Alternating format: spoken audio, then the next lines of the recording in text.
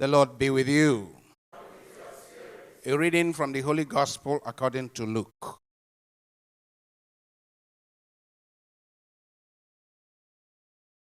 One Sabbath, when Jesus went to dine at the house of a ruler who belonged to the Pharisees, they were watching him. Now he told a parable to those who were invited. When he noticed how they chose places of honor, saying to them, when you are invited by anyone to a marriage feast, do not sit down in a place of honor, lest a more eminent man than you be invited by him, and he who invited you both will come and say to you, give place to this man. And then you will begin with shame to take the lowest place. But when you are invited, go and sit in the lowest place, so that when your host comes, he may say to you, friend, go up higher. Then you will be honored in the presence of all who sit at the table with you. For everyone who exalts himself will be humbled, and he who humbles himself will be exalted.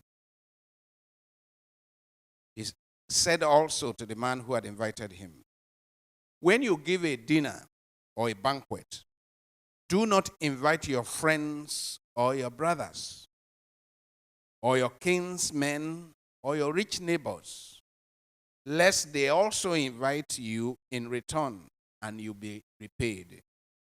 But when you give a feast, invite the poor, the maimed, the lame, the blind, and you will be blessed, because they cannot repay you.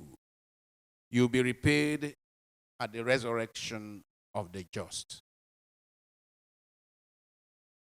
The gospel of the Lord.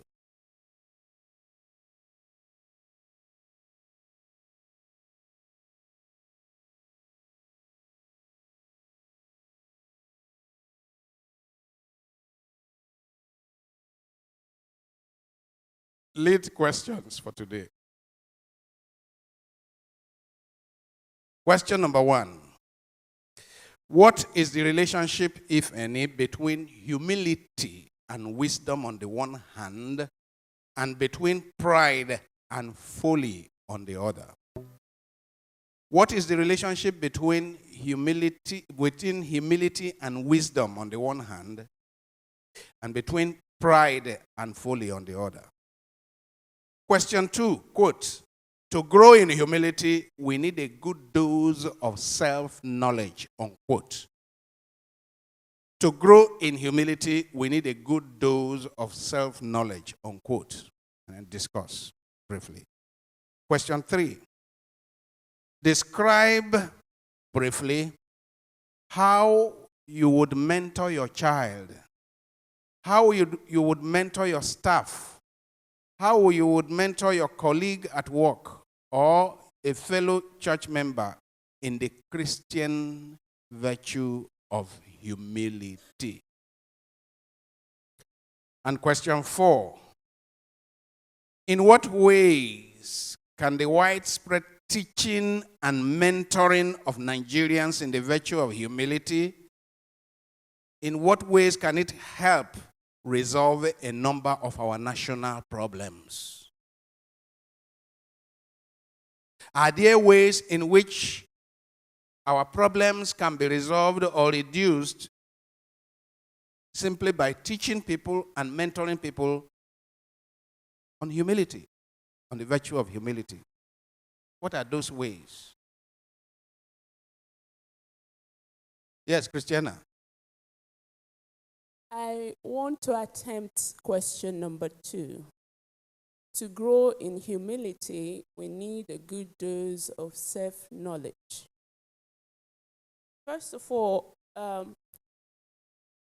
want to talk about before we raise our shoulders, we should acknowledge that we are dust, and that unto dust we are going to return.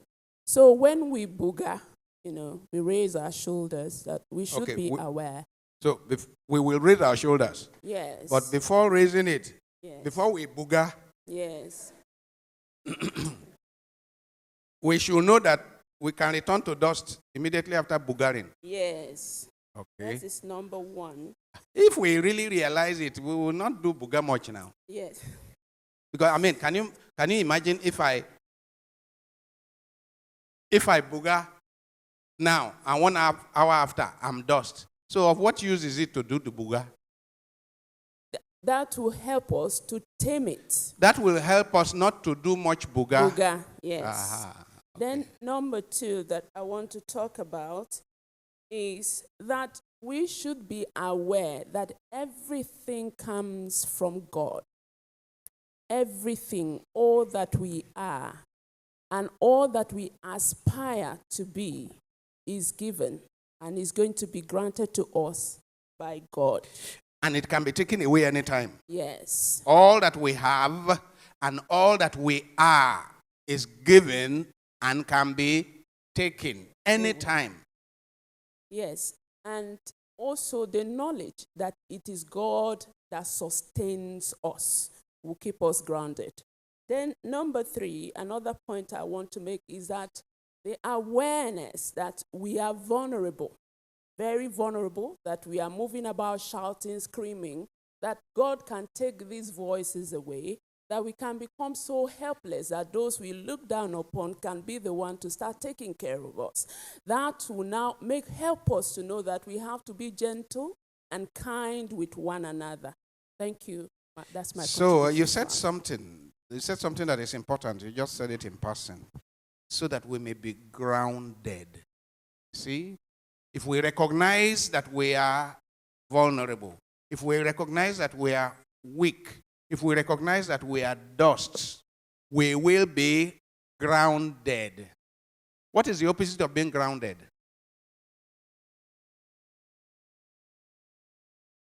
Not to be grounded is to be hanging in the air. So we can say that to be humble is to be grounded. And to be proud is to be hanging in the air. To be proud is not to be real. I'm going to show you some quotes about what really, various definitions of humility. Somebody says to be humble is to face up to the truth of who we are. That's to be grounded. Face up to the truth of who we are. Remember, man, you are dust, and unto dust you shall go. You see, a lot of sins that we commit are sins of pride. That's why they say pride is the first cardinal sin. To commit sin is not to recognize who we are. It's not to recognize that all that I am and all that I will ever be, all that I have belong to God. So when Jesus told that rich young man, go sell all you have, give it to the poor, come follow me, and the guy got sad and the guy went away, he didn't recognize the truth of who he is. He didn't recognize that the whole of himself. Look at the other one, the rich fool. Fool. This night, your soul will be demanded of you. Because you didn't recognize that actually you and all you have and all you will ever have, you don't own it. You are owned. Give her a round of applause. Yes, Orahachi.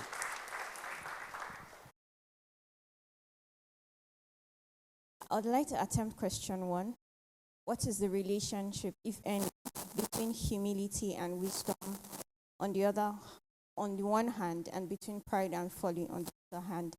I'll state outrightly that there is a relationship between humility and wisdom, and it's clearly stated in the first reading.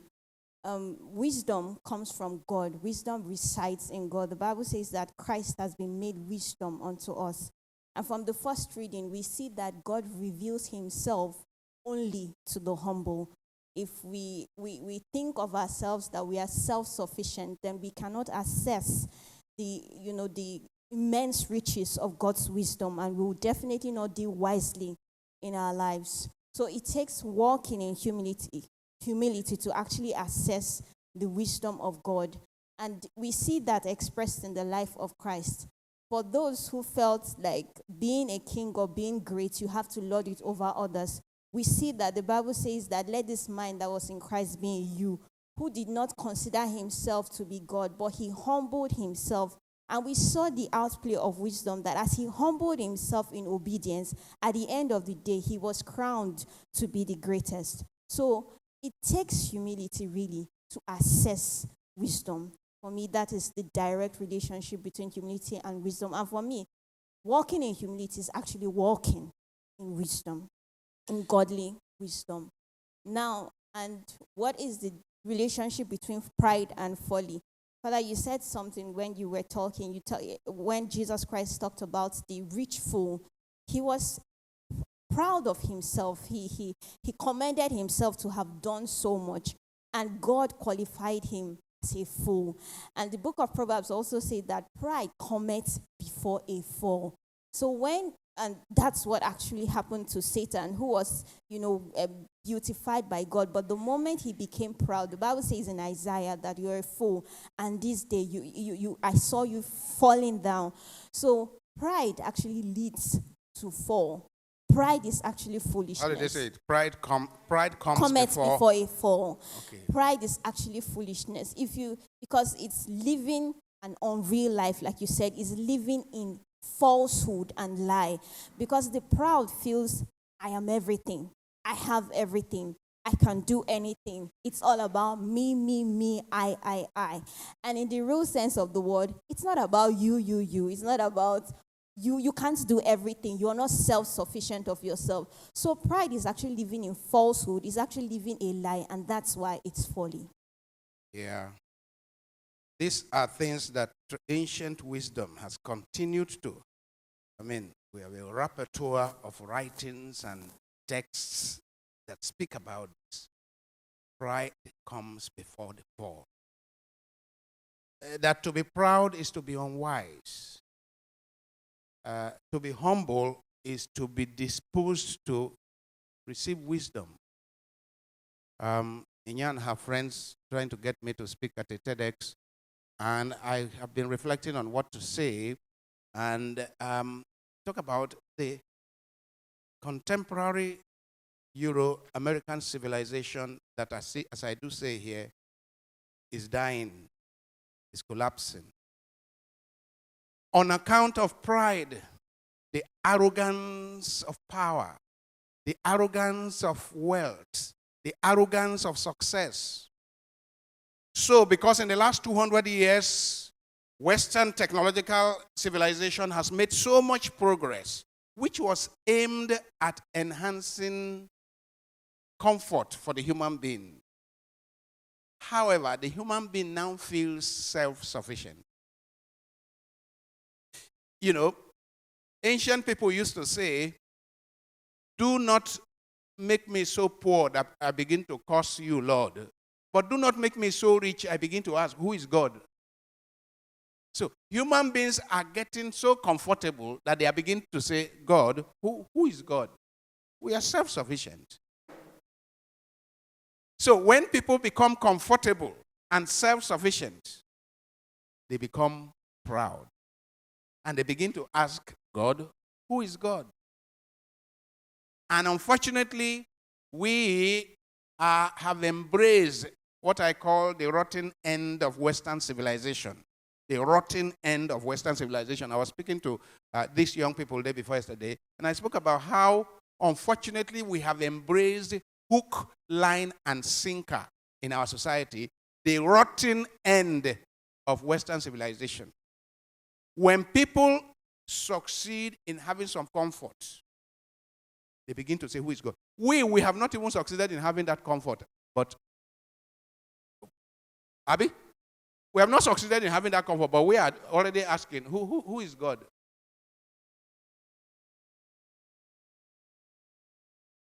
The priest, Father William, who preached at the first mass of the retreat, the day before yesterday, Father William said to the young people that there is the wisdom of man and that there is the wisdom of God. If the wisdom of man does not align with the wisdom of God, you are on the path of destruction. If the wisdom of man doesn't ally itself what we are talking about now as the rotten end of Western civilization, that's the wisdom of man. If it does not align with the wisdom of God, then it is folly. And that folly will lead to fool today, this very night, your soul will be demanded of you. Because the way I am looking at it, and I am warning everybody that I come across, that we are at the last stages of Euro-American civilization. It may not happen in my lifetime, but it is dying. It is a dying civilization. It is about to die like 27 other civilizations have died. Not out of external attack, but due to internal decay. So the decay is making it collapse. So we better go back to the wisdom of God, celebrated in Psalm 1. How happy are those who do not follow the counsel of the wicked? Celebrated in Deuteronomy chapter 30, who says, I set before you life and prosperity, or death and destruction. Choose life that you may live. Deuteronomy chapter 30, 15. Choose life that you may live. Give whoever applause. Okay. Yes. Azubike. I think that with humility we can solve almost all our problems. Almost all. Almost all, Father. Humility is a spiritual virtue, as opposed to modesty and timidity, which are speech and appearance. Humility measures your sense of God. Humility measures your sense of God. If we are humble, it equates to our sense of God, sense of godness in us. It also recognizes what we are, that what we are and what we have are all gifts from God. So there is what we're talking about, what we are. Knowing who we are is so important in how we live our lives, right? Now, because I've been writing, reflecting on anthropology, meaning our sense of who the human being is. Who is the human being? Your vision of the human being determines how you live, how you relate, how you interact. What you think of the human being. And what has happened with what I was saying about Western civilization is their jaundiced concept of the human being. When your concept of the human being is warped, your behavior will be warped. Yes. But it's just not teaching and mentoring, but practicing humility. And currently in Nigeria, especially in the political arena, national political arena, we see a lot of boasting. Arrogance of power. Self-made. And then I say that nobody's made. We all give whatever we have. We do hear that, isn't it? When somebody says he is self-made or I'm self-made. Is there anybody who is really self-made? How? How can you be self-made? I mean, where each person is a constellation of several factors and contributions of people, including numerous people you never knew, that have made you who you are, that have contributed to who you are. So how can you say you are self-made if not stupidity, the arrogance of an idiot? How can you say you are self-made? So if we recognize, as I say, in humility, that everybody has contributed to where I am now, you will be humble. And further, our political experience these days, there's a character that is happening now in the political arena. I should mention his name. Don't mention somebody's name. Okay. For me, the greatest push for that character is humility. And it is catching like fire. And I'm sure that if we have more politicians embrace humility, we will have a better country, Father. to want to enjoin every political animal to embrace humility. Because, I mean, it's a young man that you get into a plane. Some will be struggling for the first class economy, business class. And somebody who is a governor, you see him sitting at the economy class. He sits with you. Recently, there are pictures and videos of the young man. Somebody is struggling with him at the international airport somewhere to take his bag, and he says no, he wants to carry his bag. These are lessons in humility, which can only help us from where we are broken, and to get out of where we are. Actually, we all need a dose of humility. Father. Let's talk about corruption. A lot of the corruption in this society is sustained and fueled by the desire to be seen to be the biggest man in my village. That's pride, isn't it? Desire to be seen to have the biggest house in my village. Desire to be seen to have the biggest car. Desire to be seen to be wearing the most expensive shoe. So, people who are humble will not be driven into buying things they cannot afford. Right? People who are humble will not be driven into spending tons of money to decorate their face to look different from they are. I hope some of you know. I hope some of you know that the budget for cosmetics is huge. It may be going close to the budget for food. Yes. The budget for cosmetics may be going close to the budget for food. The budget for makeup. So it's serious. And a humble person accepts the reality of who he or she is. A person who is not humble does not accept the reality of who or she is and goes into incredible extents to look like who she or she desires to be, but is not. And the interesting thing is that we all know that is not how the person is. That's the interesting thing. We all know. I mean, when I see 1-inch eyelash, don't I know that is not... That's not how God created the person. But people go into all kinds of lengths, spend money to look like something different from I am. Anyway, it's a different topic because, you know me, I have very strong feelings about those things. It's for me, it is self-rejection. And we can't get good behavior from people who have rejected themselves. You really can't get much from people who have rejected who they are. So that's another topic. We'll need a full session for that. But you are right. Corruption, political behavior in Nigeria, and what else? And finally, Father, humility will not only help resolve our national problems, it will also help us find our way to the kingdom of God. It will also help us find our way to the kingdom of God.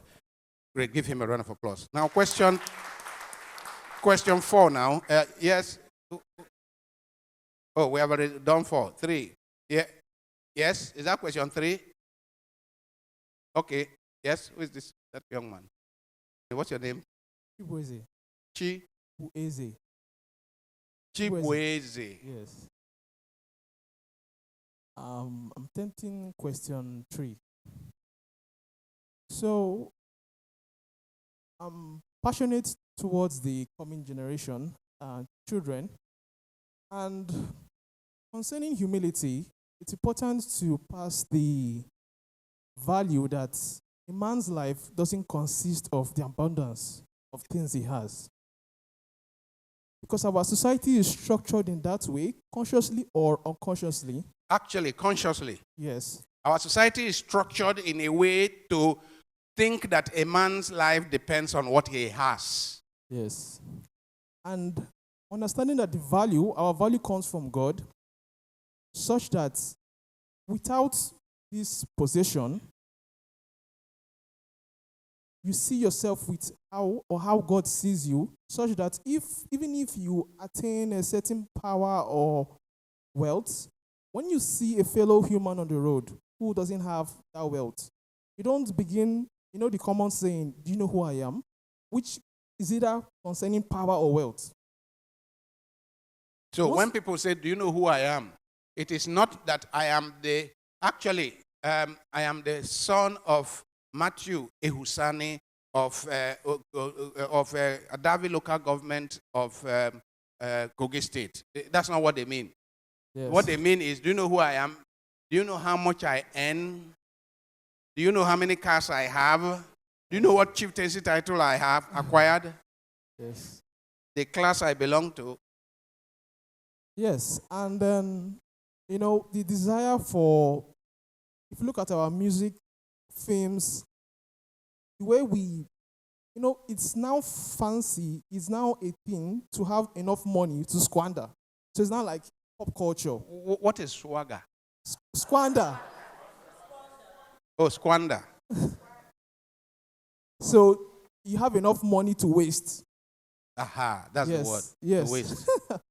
So it's important to pass this value to the next generation, showing that what is important in life and the intrinsic value of each human being is aside what the person possesses.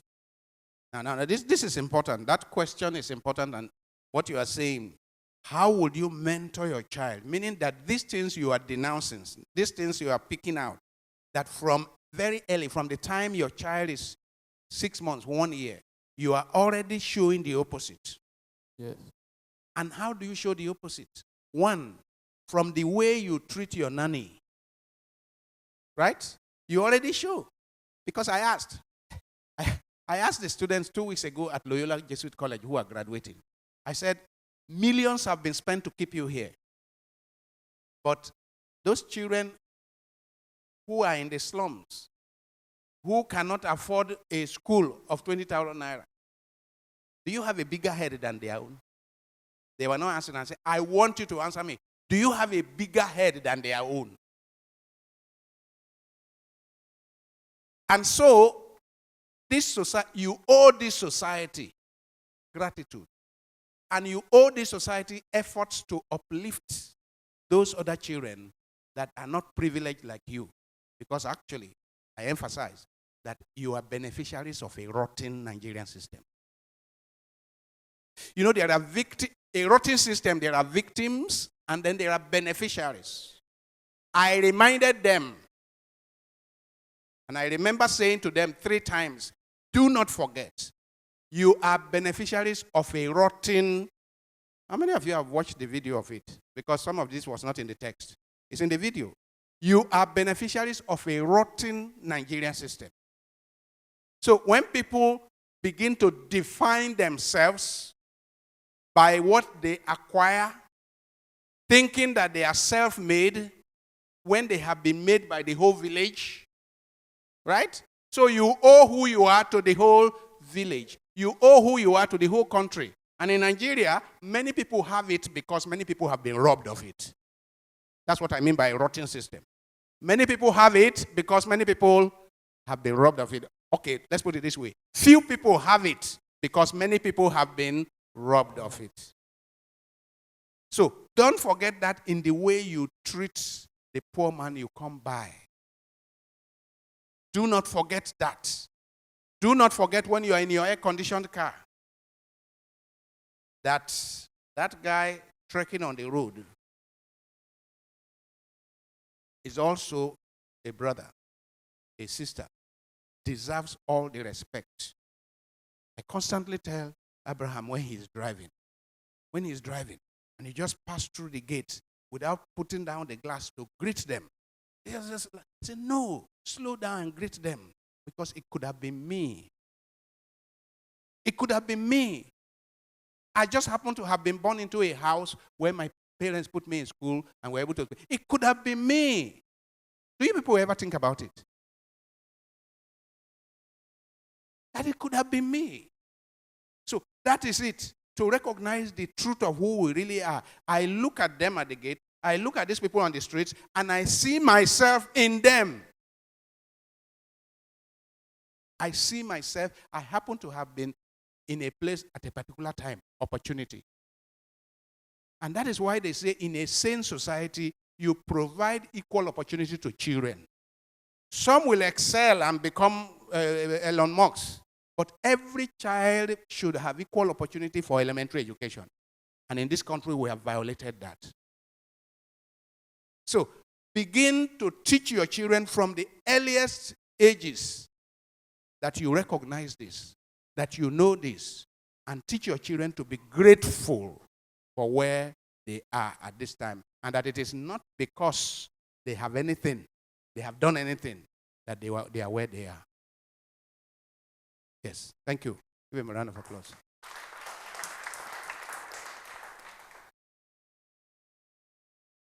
From the first reading and the gospel, we have two clear lessons. One, can you read?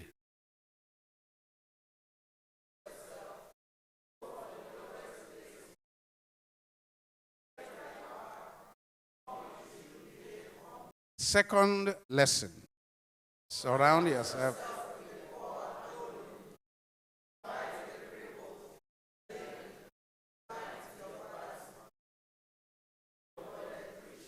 St. Paul writes in Philippians 2:6-11, his state was divine, yet he did not cling equality with God, but emptied himself to assume the condition of a slave and became as men are, and being as all men are, he was humbler yet, even to accepting death on the cross. But God raised him high and gave him a name which is above all names, so that all beings in the heavens and on earth and in the underworld should bend the knee at the name of Jesus, and that every tongue should acclaim that Jesus Christ is Lord, to the glory of God. Jesus Christ was born in a lowly manger. This is the example that Jesus gave. And raised in little Nazareth, a small village, surrounded himself with poor fishermen as disciples, rather than the learned people. He had tax collectors and prostitutes among his followers, fraternized with the poor and the despised people, had nowhere to lay his head, rejected the devil's temptation for wealth and to show off power and prestige, washed the feet of his disciples, submitted himself to a shameful death on the cross. Jesus identified himself so closely with the suffering poor that he declared in the story of the Last Judgment that what we do to the hungry and the naked and the stranger and the sick and the prisoner, we do unto him. Whatsoever you do to the least of my brothers, that Matthew 25:31-46. Jesus was always very gentle and kind with the lowly poor, but often very hard on the rich and the powerful. Like the prophets of old, he says, Jesus comforts the afflicted and afflicts the comfortable. Can we say that together?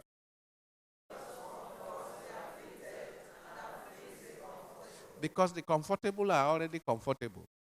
So he comforts the afflicted and afflicts the comfortable. Why does he afflict the comfortable? Is there anything wrong in being comfortable? In the human society, often the comfortable are comfortable because they have done some affliction to the poor. Yes. Often, the comfortable are comfortable, not simply because they are self-made. They are comfortable because they have not taken care of those who have helped them to be where they are. That is why he afflicts the comfortable. This whole approach of Jesus is known as what? Jesus' preferential option for the poor. Jesus calls all those who have been beaten by the travails of life to come and rest in him. Come unto me, all you who labor and are overburdened, and I will give you rest. Why do you suffer in vain? Oh, why do you cry in vain when I am there? Yes, all who have labored and are overburdened by, all those who are victims of killer bandits and terrorist insurgency, all those who are victims of the widespread ethnic and religious bigotry in the land, victims of unemployment and poverty, disease and bereavement, loneliness and abandonment. Yes, all who have labored and are overburdened by childlessness and problem children, physical and mental handicap. He says, come to me and find rest. All who hunger for truth and justice at a time of widespread injustice and falsehood and the politics of acrimony and banditry. He says, come to me. He declares that he is meek and humble of heart. Oh, come unto me, all you who labor and are overburdened, and I will give you rest. In Nigeria today, Jesus' loving attention will go to who? The 10 to 15 million out of school children. Out of school children abandoned to the streets. You are going in every town and village in Nigeria and you see hordes and hordes of children. They are our children, our brothers and sisters. They are the ones who would have been manufacturing things like Chinese are manufacturing things and shipping here. They are the ones who would have been working in our factories, in schools. Some of them are geniuses. Some of them would have been the ones inventing things. Because you know what? The way God arranges it, He doesn't put intelligence only in the children of the rich. They say research has been done on this, and they say intelligence is spread evenly in the population. So if you leave a whole population of children without training them, you have denied society the ingenuity that would have come out of those children. So to have 10 to 15 million children out of school, abandoned to the streets, is a real tragedy. Now, Jesus' attention will go to the university students, public university students in Nigeria, nearly 2 million of them, who are abandoned by the authorities, and the authorities are carrying on as if nothing is happening. Me, I have constantly said here that the day this problem of public schools and public health institutions will stop is the day that no one will be a senior director, no one will be a permanent secretary, no one will be a minister for any ministry like education if his children are not schooling in Nigeria. It will not happen. The day we are going to solve this problem is when people who volunteer to serve us demonstrate their patriotism, demonstrate their seriousness by having their children school in the public schools over which they want to superintend, in the public health institutions over which they want to superintend, in the public transportation system over which they want to superintend. I have been saying this, but no one is taking it seriously. And we need to, because can you imagine, this is the 7th month of university students being at home, and tomorrow we complain of criminality? Jesus' attention goes to the many more millions of people abandoned to the rural and urban slums. We have created a society, an apartheid system, where we have cities that are surrounded by slums. Terrible slums where dignified human life cannot happen because there is no sewage collection, there is no water supply, pipe-borne water, there is, no presence of government at all. Now, Jesus' attention goes to those people. Jesus' attention goes to the many victims of the callous kidnappers and killer bandits that are all over the place today. His attention goes to those struggling with mental illness, as well as alcohol addiction and drug addiction, who are often unable to find help. Yes, Jesus' attention, his loving attention, is directed especially to the marginalized minority groups in Nigeria. Azubike, as we are talking of politics, and presidency and so on, nobody is thinking about somebody from my place being president. The majority of people in this country are the minority tribes put together. But none of us can, in today's Nigeria, the way it is configured, none of us can aspire to be president. Because they call you minority. Whereas, actually put together, these minorities are majority. So, the minorities that have been abandoned as if they are not important, Jesus' attention goes to them. His attention goes to the handicapped child abandoned by parents, to the unwanted child threatened with abortion, to the criminal suspect threatened with mob justice, to the poor village woman accused of witchcraft, or the poor little children in Akwa Ibom and elsewhere accused of witchcraft.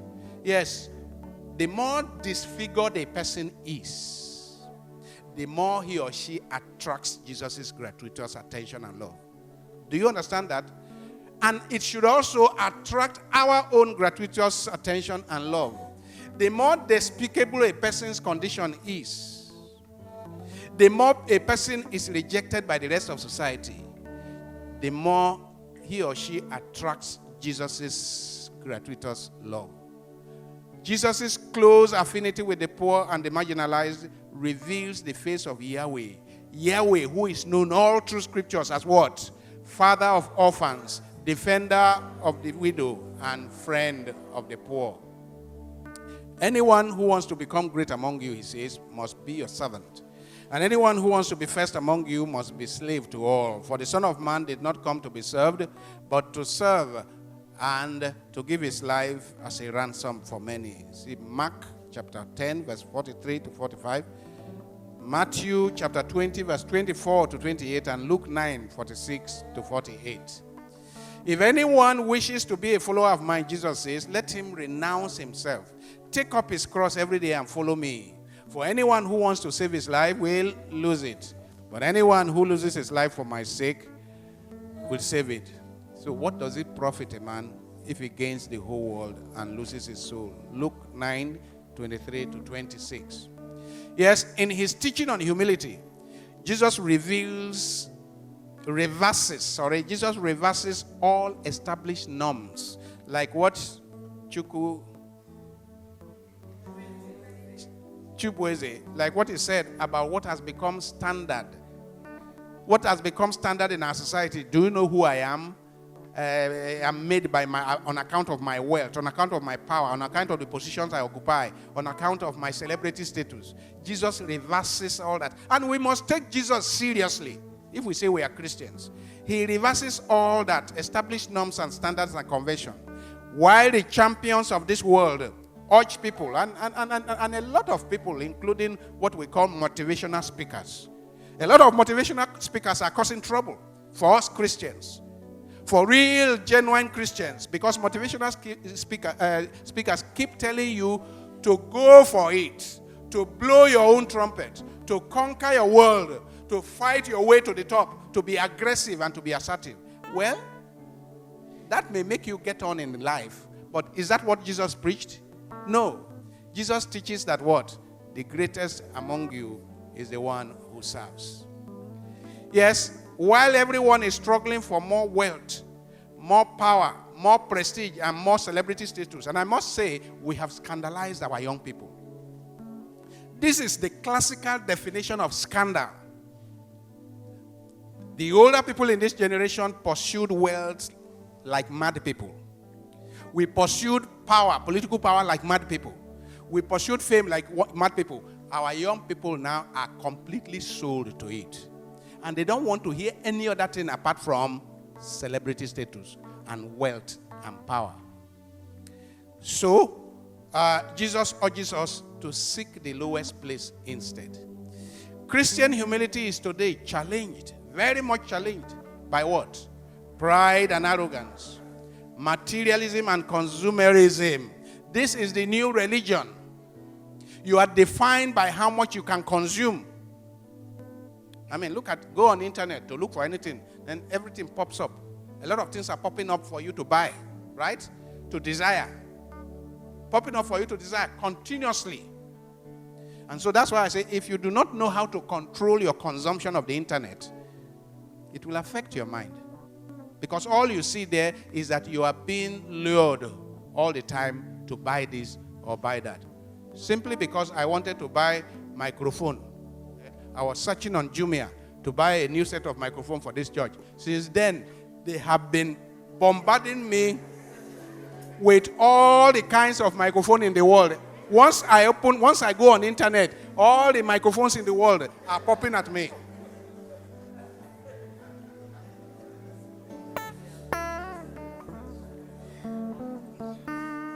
So, Christian humility is challenged by our vanity and vainglory. I observed with our young people, I said, this is the new religion, vanity. Vanity. And they don't seem to understand that it is vanity. Because you see, our young people do not have an image of what it used to be. They have no image of a respected headmaster. You see, people like Victor, people like Azubike, people like, they know what it means to a village headmaster. We even had a movie, we even had a series on TV called Village Headmaster. Highly respected person. He earned 100 naira or 200 naira. But he was a highly respected person because he imparted knowledge. No, our young people don't have such an image anymore. They have no image of a village dispenser. Before people like Azubike became a pharmacist, we had what we call what? Dispenser. It dispensed drugs. You had only primary school education and maybe 6 months of some kind of training. And it dispensed drugs. And he was highly respected. Highly respected. Today, it is only vile entertainers. And I insist, vile entertainers that are respected by our young people. And it's something that we must do. We need to do something about it. Yes, immodesty and showmanship. Showmanship. What Jesus taught us is that calm down. Don't push yourself forward. But today it's like what? Push yourself forward. If you don't blow your trumpet, nobody will blow it for you. Blow your trumpet. So people even pay to be recognized. Right? People pay to be recognized. People do come here. In Yanko, they see them. They say they want to give me an award. Hey, give me an award. And then, we recognize what you have been doing. Then there's a letter that follows asking for money. I thought you say you recognize what I have been doing. And some people are hungry for those and they pay. Ignorance and presumption. And what I call acute celebrity syndrome. I mean, we're going to talk about this a little after Mass with the older people. There's a new king in town. And it is called acute celebrity syndrome, a new disease in town, a new infection in town. And I bet you that 90% of the young people sitting down here and elsewhere have been infected by that disease, acute celebrity syndrome. And it is going to destroy them. It's going to destroy them if there is no serious intervention.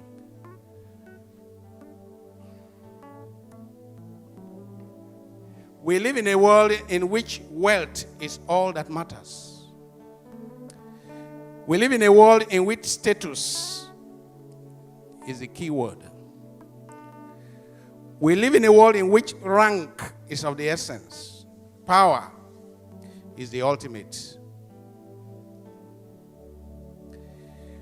In such a world, the poor and the weak, the blind and the lame, the widow and the orphan have no place, do they? Yet, it is in their company that Jesus is to be found. You are looking for Jesus, he is to be found in the company of the poor and the weak, the blind and the lame, the widow and the orphan. Our world makes no room for a successful person who is frugal, who is humble, who is modest. Churches, Christian organizations and institutions, rich Christians and those occupying high positions, as well as priests and pastors, have often been sucked into the world of immodesty, vanity, and vainglory. Isn't that a pity? That even churches, Christian institutions, organizations, rich Christians, including priests and pastors, have been sucked into a world of what? Immodesty, vanity, and vainglory. We have joined others in competition for all the status symbols in our society, big chieftaincy titles. I am Reverend Father Doctor, very Reverend Father Doctor Chief. What is all this? Big chieftaincy titles, big houses, flashy cars, designer watches, designer watches, clothes and shoes, private jets. They say empty barrels make the loudest noise. Those who have it inside, they don't need all those. Can you see that the most popular people in the world bear only one name? Do you notice that? The most popular people in the world bear only one name. Meaning, people know them by only one name, no titles. Just one name. And they are the most popular people in the world. Often the most powerful people in the world. But empty barrels make the loudest noise. Jesus' paradoxical teaching on humility can be summarized as follows. So you say the ones in red. Do you want to find your life? Do you want to be first? Do you want to be the greatest? Do you want the crown of glory? Do you want to be exalted?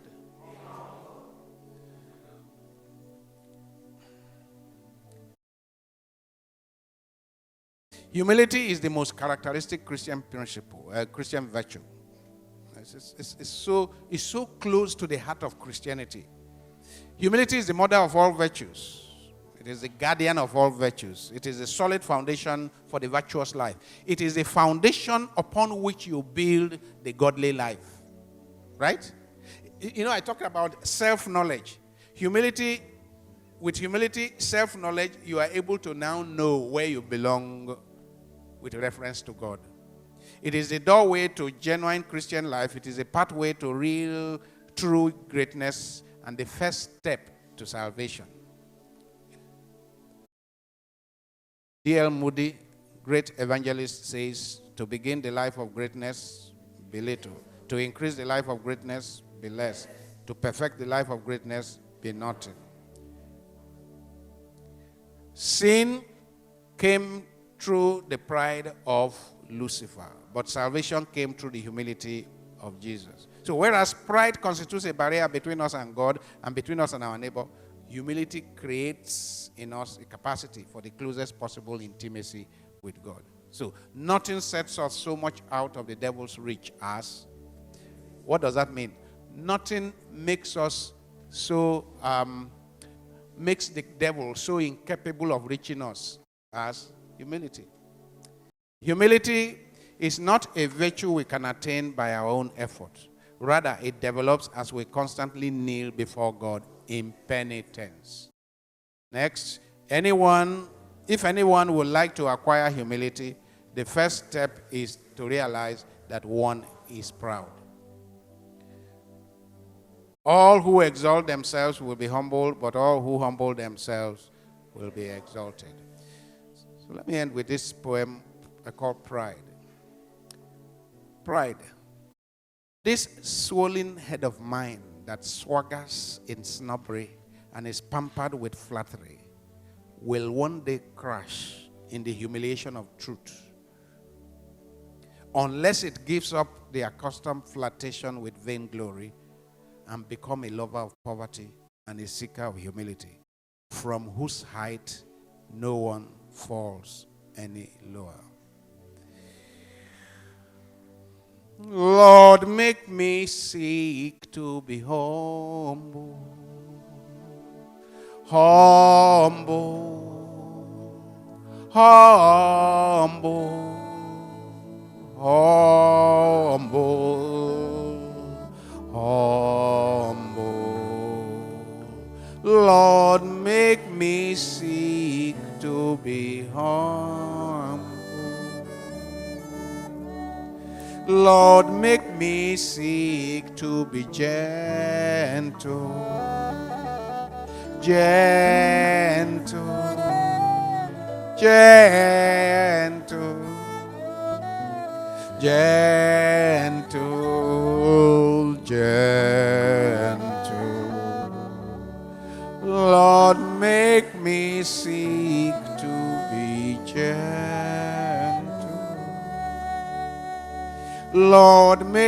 seek to be generous, generous, generous,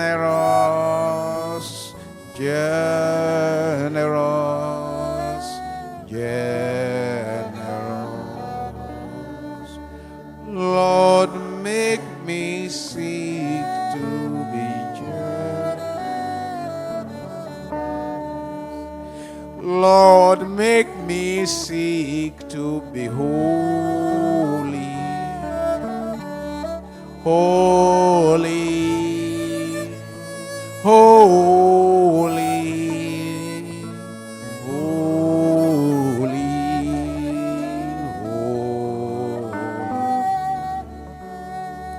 Lord, make me seek to be holy.